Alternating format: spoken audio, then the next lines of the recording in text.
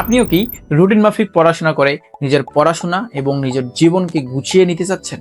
ইতোমধ্যে হয়তো আপনি অনেক সময় নিয়ে অনেক রুটিন বানিয়েছেন, কিন্তু সেই সকল রুটিন 2 দিন, 3 দিন কিংবা 4 দিনের বেশি ফলো করতে পারেননি। এর পিছনে আমরা যে কারণগুলো খুঁজে পেয়েছি তার মধ্যে অন্যতম কারণ হলো আপনার মোবাইল ফোন আসক্তি এবং আপনার বদ অভ্যাসগুলো।